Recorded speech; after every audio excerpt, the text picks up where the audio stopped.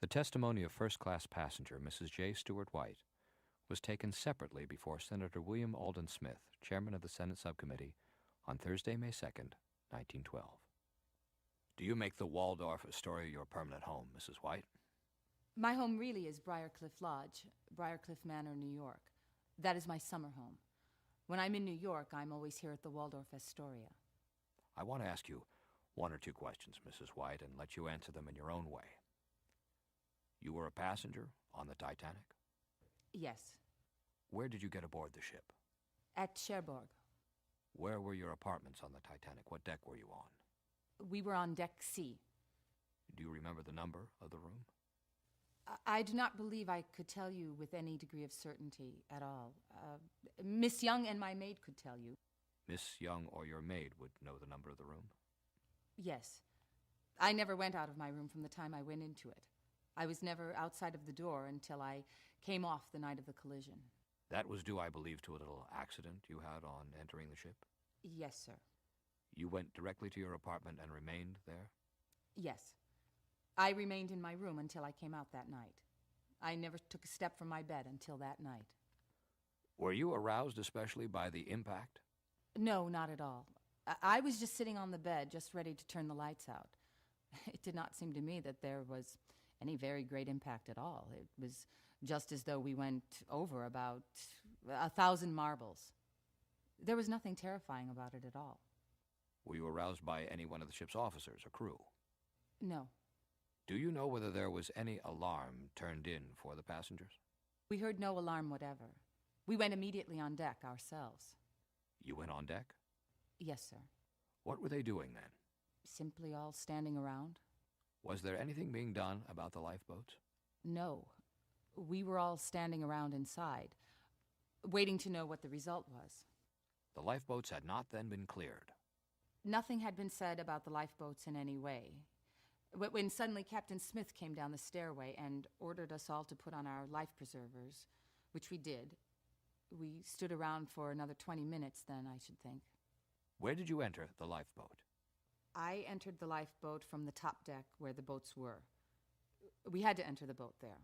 There was no other deck to the steamer except the top deck. It was a perfect rat trap. There was no other deck that was open at all. Do you recollect which boat you entered? Boat 8, the second off. On which side of the ship? I could not tell you. It was the side going this way, the left side as we were going.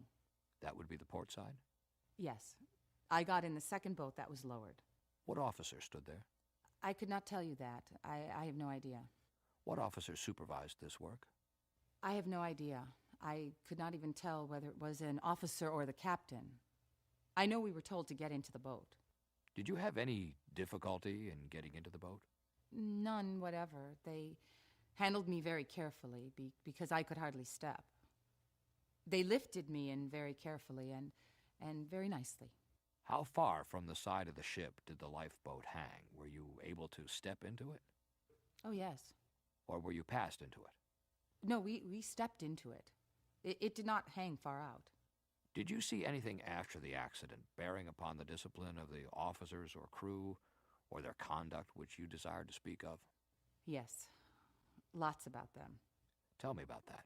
For instance, before we cut loose from the ship, 2 of the seamen with us, the men I should say, I do not call them seamen, I think they were dining room stewards.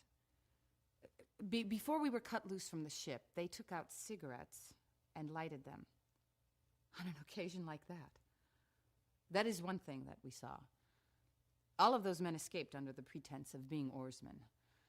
The man who rowed me took his oar and rowed all over the boat in every direction, and I said to him, "Well, why don't you put the oar in the oarlock?" And he said, "Did you put it in that hole?" I said, "Certainly." He said, "I never had an oar in my hand before." I spoke to the other man, and he said, "I have never had an oar in my hand before, but I think I can row." Those were the men that we were put to sea with that night, with all those magnificent fellows left on board who would have been such a protection to us. How many were there in your boat? There were 22 women and 4 men. None of these men seemed to know the management of a boat? Yes, there was one there, one who was supposed to be a seaman, up at the end of our boat, who gave the orders. Do you know who he was? No, I do not know. I do not know the names of any of those men, but he seemed to know something about it. I wish you would describe, as nearly as you can, just what took place after your lifeboat got away from the Titanic. We simply rowed away. We had the order on leaving the ship to do that. The officer who put us in the boat, I do not know who he was, gave strict orders to the seamen or the men to make for the light opposite and land the passengers and get back just as soon as possible. That was the light that everyone saw in the distance. Did you see it? Yes, I saw it distinctly. What was it? It was a boat of some kind. How far away was it? Oh, it was 10 miles away, but we could see it distinctly. There was no doubt that it was a boat.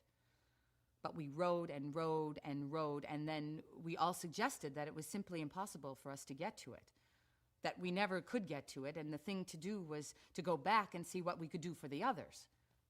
We only had 22 in our boat. Then we turned and went back and lingered around there for a long time, trying to locate the other boats, but we could not locate them except by hearing them. The only way they could locate us was by my electric light. The lamp on the boat was absolutely worth nothing.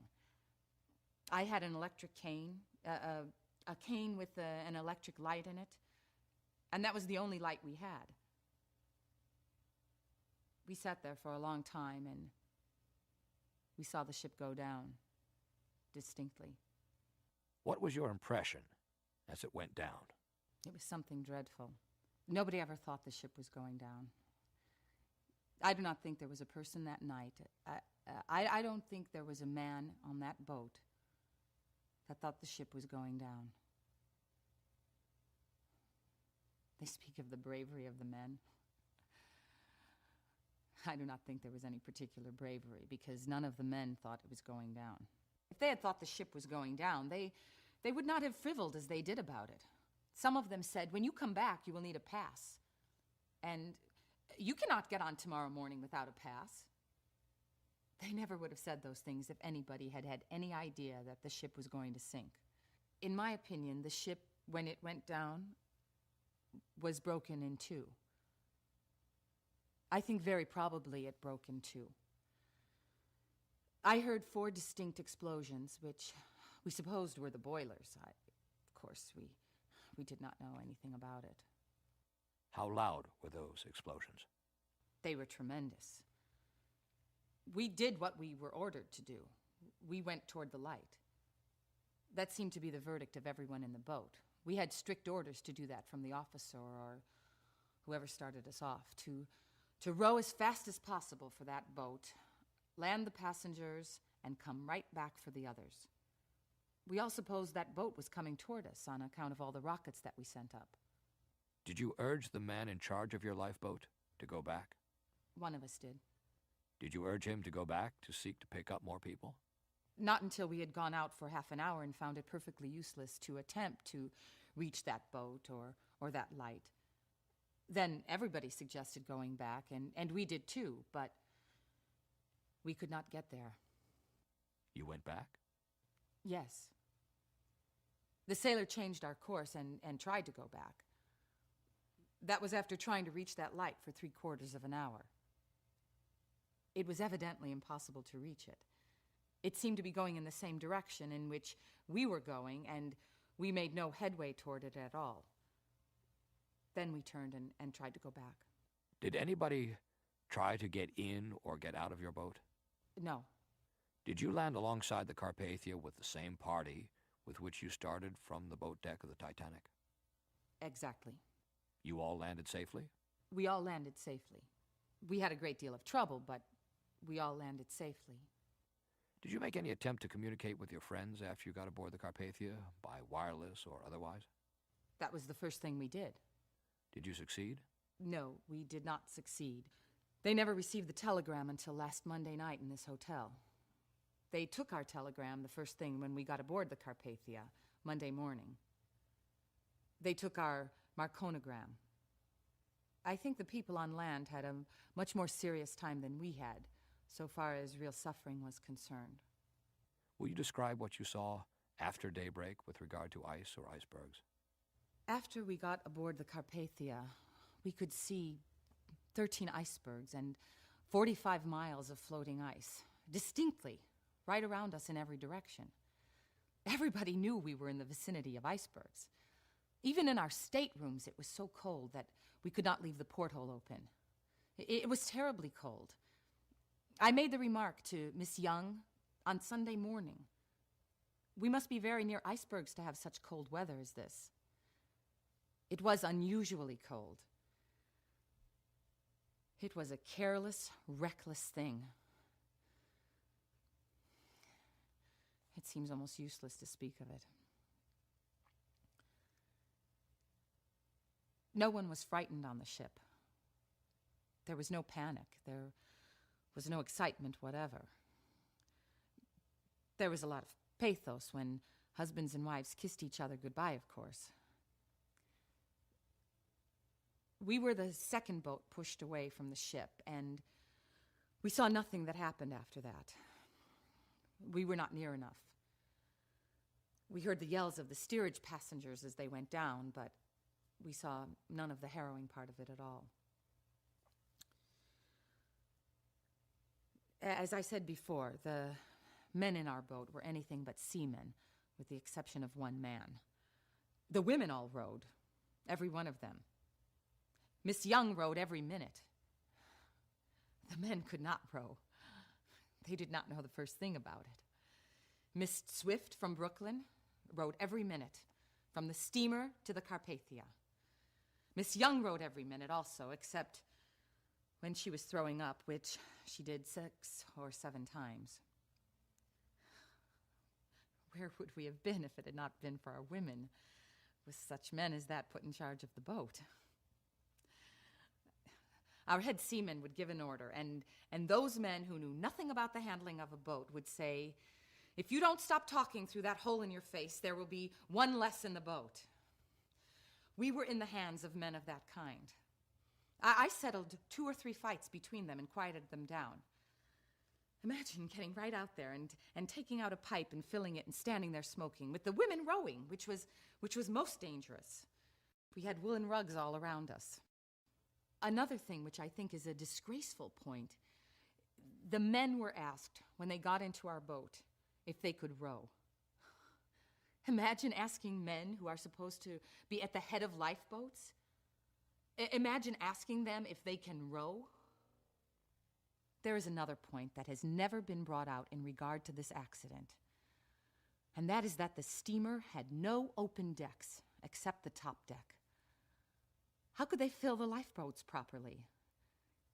They could not lower a lifeboat 70 feet with any degree of safety with more than 20 people in it. Where were they going to get any more in them on the way down? There were no other open decks. Just to think that a beautiful starlit night, you could see the stars reflected in the water, with all those warnings, that they would allow such an accident to happen, with such a terrible loss of life and property. There were no male passengers in your boat. Not one. I never saw a finer body of men in my life than the passengers of this trip. Athletes and men of sense. And if they had been permitted to enter these lifeboats with their families, the boats would have been appropriately manned and many more lives saved. Instead of allowing the stewards to get in the boats and save their lives under the pretense that they could row, when they knew nothing whatever about it. I'm very much obliged to you for your statement, Mrs. White.